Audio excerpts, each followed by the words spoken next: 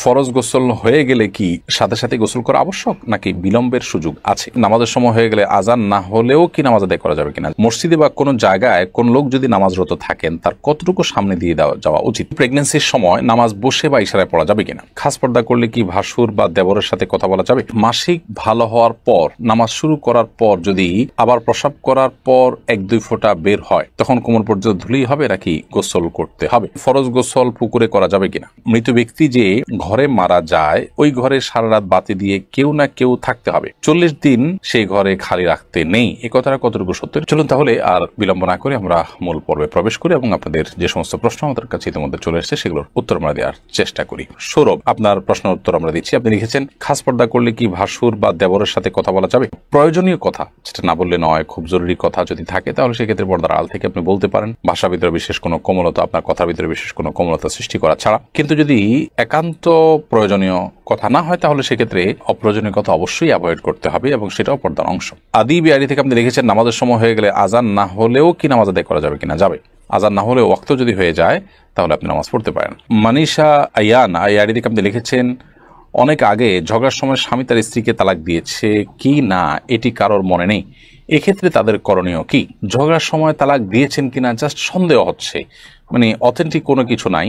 যদি এরকম হয় তাহলে সেক্ষেত্রে সংশয়ের কোনো ভ্যালু নাই বা এটার কোনো ভিত্তি নাই এবং তাদের মধ্যে বৈবাহিক সম্পর্ক আছে এটা ধরতে হবে। মমিতা জাহান লিখেছেন, মৃত ব্যক্তি যে ঘরে মারা যায় ওই ঘরে সারা রাত বাতি দিয়ে কেউ না কেউ থাকতে হবে, 40 দিন সেই ঘরে খালি রাখতে নেই, এ কথাটা কতটুকু সত্য? এটা সম্পূর্ণ ভুল কথা এবং এ জাতীয় অনেক বিষয় হিন্দুদের অনেক ধর্ম বিশ্বাস থেকে আমাদের মধ্যে এসেছে, সে বিষয়ে আমাদেরকে সতর্ক থাকতে হবে। দিনের পথে আসেন আইডি থেকে আপনি লিখেছেন, স্বামী স্ত্রীর মধ্যে ভালোবাসা বৃদ্ধির উপায় কি? স্বামী স্ত্রীর মধ্যে ভালোবাসা বৃদ্ধি করার জন্য অন্য সব মানুষের সাথে ভালোবাসা বৃদ্ধির ক্ষেত্রে যেরকম সালামের ভূমিকা রয়েছে সেই সালামটা আদান প্রদান করতে হবে। নবী করিম সাল্লাল্লাহু আলাইহি ওয়াসাল্লাম বলেছেন যে তোমরা যখন পরস্পরের মধ্যে সালামের আদান প্রদান করবে তখন তোমাদের মধ্যে ভালোবাসা বৃদ্ধি পাবে। সেই সাথে তিনি হাদিয়া প্রদান করার কথা বলেছেন, উপহার আদান প্রদান করা। অনেক সময় স্বামীরা স্ত্রীদেরকে সুযোগ দেন, স্ত্রীর স্বামীকে সারপ্রাইজ দেওয়া, স্বামীকে বিভিন্ন ক্ষেত্রে খুশি হওয়ার মতো কোনো কিছু পেশ করা তার জন্য। তো এরকম বিভিন্নভাবে উপহারের আদান প্রদান এটাও পারস্পরিক ভালোবাসা সৃষ্টির ক্ষেত্রে বিশেষ ভূমিকা রাখে। মিস তানিয়া প্রধান আপনি লিখেছেন, মাসিক ভালো হওয়ার পর নামাজ শুরু করার পর যদি আবার প্রসাব করার পর 1-2 ফোঁটা বের হয় তখন কোমর পর্যন্ত ধুলেই হবে নাকি গোসল করতে হবে? মাসিক যদি যথাযথভাবে ভালো হয়ে যায়, আপনার যে সময় ভালো হওয়ার কথা সে সময় ভালো হয়ে গেছে, যেদিন ভালো হওয়ার কথা সেদিন ভালো হয়ে গেছে, এর বেশি আপনার হয় না নর্মালি, এরপরে আবার কখনো বের হয়ে গেছে, প্রতি মাসে আপনার 6 দিন হয়, 7 দিন হয়, 8 দিন হয়, একটা অভ্যাস আছে, সে অভ্যাসের সময়টা পার হয়ে যাওয়ার পরে যদি বের হয় তাহলে এটা অসুস্থতা, অতএব এটুকু ধুয়ে ফেললেই হয়ে যাবে। আর যদি দিনের হিসাব করেন যে 7 দিন হয়, 7ম দিনে সকাল থেকে দেখা যাচ্ছে না আপনি নামাজ শুরু করেছেন, হঠাৎ করে আবার দেখা গেছে, তাহলে সেক্ষেত্রে সেটা মাসিক হিসাবে গণ্য হবে এবং সেটাকে আপনি পাক সাফ করে যথাযথভাবে গোসল করে আপনি আবার নামাজ পড়তে হবে যদি সেটি নির্গত হয় এবং যদি সেটা মাসিক নিশ্চিত হয়। শিবন নাসরিন লিখেছেন, মহিলারা কি রাতে নামাজগুলো একটু আওয়াজ করে পড়তে পারবে, বেশি জোরে না, নিজে শুনতে পায় এরকম? হ্যাঁ, নিজে শুনতে পায় এরকম করে করতে পারেন, অসুবিধা নেই। নাদিয়া সুলতান আপনি লিখেছেন, সেজদা থেকে উঠার সময় জায়নামাজে হাত ভর করে উঠা যাবে কিনা? সেজদা থেকে উঠার সময় আপনার মাটিতে বা জায়নামাজে ভর করে না উঠে যতটুকু সম্ভব আপনার সরাসরি ওঠা উচিত। যদিও নবী করিম সাল্লাল্লাহু আলাইহি ওয়াসাল্লাম মাটিতে ভর করে ওঠার কথা বর্ণিত আছে, কিন্তু সেটার ব্যাপারে অনেক মুহাদ্দিসদেরই ব্যাখ্যা হলো যে নবী সাল্লাল্লাহু আলাইহি ওয়াসাল্লামের শারীরিক অসুস্থতার কারণে এটা কখনো কখনো তিনি করেছেন, অতএব কারোর শরীরে অসুস্থতা বোধ করলে তিনি এটা করতে পারেন, কোনো অসুবিধা নেই। বাট সুস্থ স্বাভাবিক অবস্থাতে তার এরকম না করে বরং হাঁটুতে ভর করে তারপর দাঁড়ানো উচিত। এপি আনোয়ার এডি থেকে আপনি লিখেছেন, 4 রাকাত ফরজে দ্বিতীয় বৈঠকে ভুলে বা এমনি দুরূদ পড়লে কি সাহু সেজদা দেওয়া লাগবে? 4 রাকাত ফরজ নামাজের দ্বিতীয় বৈঠকে যদি ভুলে আপনি দুরূদ পড়ে ফেলেন তাহলে সেক্ষেত্রে হানাফি মাযহাব অনুযায়ী আপনাকে সেজদায়ে সাহু দিতে হবে, কারণ দ্বিতীয় বৈঠকে আত্মাহিয়াতু পড়ার পর বিভিন্ন হাদিস থেকে আমরা জানতে পারি যে দ্রুততার সাথে দাঁড়িয়ে যেতে বলা হয়েছে এবং বিলম্ব করতে নিষেধ করা হয়েছে। সেই সাথে আপনি নবী সাল্লাল্লাহু আলাইহি ওয়াসাল্লামের প্রতি দুরূদ পাঠ করেছেন, এটা তো ভুলে পড়েছেন, এটা তো শেষ রাকাত শেষ বৈঠক মনে করে আপনি এটা পড়েছেন, তো অথচ এটা শেষ বৈঠক নয়। এসব কারণে সিজদা সাহু দেওয়ার কথা ওলামা আহনাফ বলে থাকেন, যদিও হাম্বলী মাযহাব ওলামা ইকরাম, সৌদি আরব ওলামা ইকরাম তারা বলেন যে না, দুরূদ শরীফ যদি পড়ে ফেলে তার কারণে সিজদা সাহু বর্তাবে না, এটি সৌদি আরব ওলামা ইকরাম বা হাম্বলী মাযহাবের ওলামাদের মত। আলিফানুর লিখেছেন, প্রেগন্যান্সির সময় নামাজ বসে বা ইশারায় পড়া যাবে কিনা? প্রেগন্যান্সি হলেই নামাজ বসে পড়া যাবে বা ইশারায় পড়া যাবে, ব্যাপারটা এরকম নয়। তবে প্রেগন্যান্সির সময় অনেক মা বোনরা এত বেশি অসুস্থ হয়ে পড়েন যে তাদেরকে বিছানায় শুয়ে পড়তে হয়, অথবা অনেকে আছেন যে শেষের দিকে এসে দাঁড়িয়ে নামাজ পড়াটা তাদের জন্য কঠিন হয়, শরীর ভার হয়ে যায়, তাদের শারীরিক দুর্বলতার কারণে বা স্থূলতার কারণে, নানা কারণে তারা দাঁড়িয়ে নামাজ পড়লে রুকু সিজদা করে স্বাভাবিকভাবে নামাজ পড়তে গেলে পড়ে যাওয়ার আশঙ্কা থাকে। এরকম আশঙ্কা যদি জোরালো হয়, প্রবল হয়, তাহলে সেক্ষেত্রে তিনি বসে নামাজ পড়তে পারেন। বসে নামাজ পড়ার ক্ষমতা না থাকলে তিনি শুয়ে অবশ্যই নামাজ পড়তে পারেন।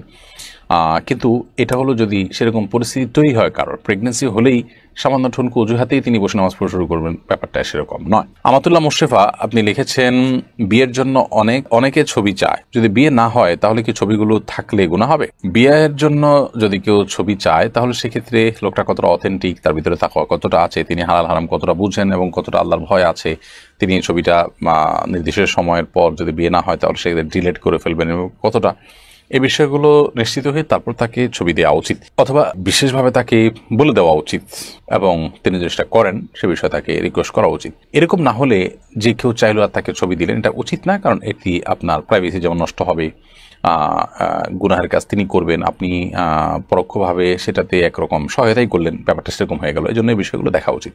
আপনি আপনার চেষ্টা অনুযায়ী, সাধ্য অনুযায়ী চেষ্টা করেছেন, তারপরও যদি তিনি এটি করেন না, ডিলিট করেন, নিজের কাছে রেখে দেন, তাহলে সেক্ষেত্রে ইনশাআল্লাহ দায় আপনার আসবে না, তার উপরে থাকবে। এরপরে সাজ্জাদ সালেহ আপনি লিখেছেন, মসজিদে বা কোনো জায়গায় কোন লোক যদি নামাজরত থাকেন তার কতটুকু সামনে দিয়ে যাওয়া উচিত? মসজিদ বা কোনো জায়গায় যদি কোনো লোক নামাজরত থাকেন, নামাজ অবস্থায় থাকেন, তাহলে সেক্ষেত্রে তার 2 কাতার 3 কাতার সামনে দিয়ে, 3 কাতারের পর থেকে তো যেতেই পারবেন, অনেক লোকের মতে 1 কাতার পর, তো তার সিজদার জায়গার পর থেকে আপনি যেতে পারেন, কারণ তার সিজদার জায়গার এরিয়ার মধ্যে গেলে তার নামাজের মনোযোগটাকে নষ্ট করবে, কিন্তু এর বাইরে দিয়ে গেলে তার মনোযোগ নষ্ট করার কথা নয়। তো এই মতটি রয়েছে, তবে এর বাইরে আরেক অন্যান্য আমাদের মত হলো 3 কাতার।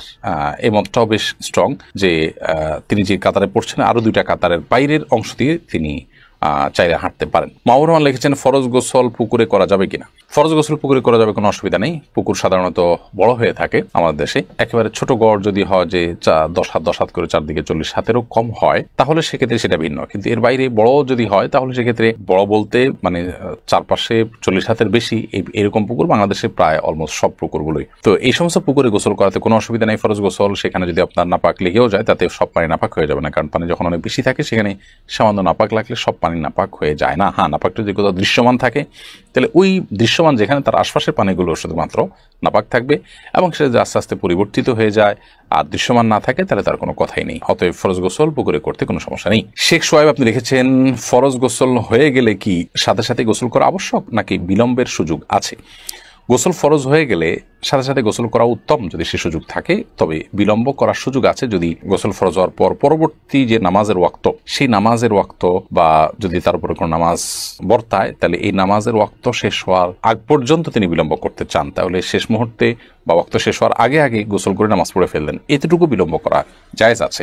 তবে এই ক্ষেত্রেও গোসল ফরজ হয়ে গেলে যদি লম্বা সময় তিনি বিলম্ব করতে চান, এশার পরে গোসল ফরজ হয়ে গেল, ফজর আগ পর্যন্ত তিনি সুযোগ পাবেন গোসল করার, তাহলে সেক্ষেত্রে এই সময়টা তিনি গোসল না করে শেষের দিকে একসাথে ফজর ওয়াক্ত হলে তখন গোসল করতে চান, তাহলে অজু করে ঘুমানো বন্ধনের কাজ করাটা সুন্নাহ, এটা উত্তম। কিন্তু যদি কোনো কারণে অজু নাও করেন তাতে তিনি কবিরা গুনাহ করেছেন, ব্যাপারটা এরকম না, সুন্নাতরও করেছেন, এটুকু বলা যাবে। ধন্যবাদ প্রিয় দর্শক সম্পূর্ণ ভিডিওটা দেখার জন্য। আশা করি আপনারা অনেক কিছু শিখতে পারছেন, বুঝতে পারছেন। খুবই গুরুত্বপূর্ণ ভিডিও। এই সব ধরনের ভিডিও আমাদের প্রতিনিয়ত দেখা দরকার। দেখলে অনেক কিছু শেখা যায়, অনেক মাসলা মাসাইল শেখা যায়, কিভাবে চলবো কিভাবে চলবো না, ইসলামের বিধান কি, ইসলামের বাহিরে কি, অনেক ধরনের ইম্পর্টেন্ট প্রশ্ন দেওয়া থাকে। এই জন্য আমরা সবসময় ইসলামিক ভিডিও দেখব আর মন্দ ভিডিওর থেকে বিরত থাকব। আর ভালো লাগলে অবশ্যই সাবস্ক্রাইব করতে ভুলবেন না। ইসলামের স্বার্থে লাইক কমেন্ট করবেন। আসসালামু আলাইকুম।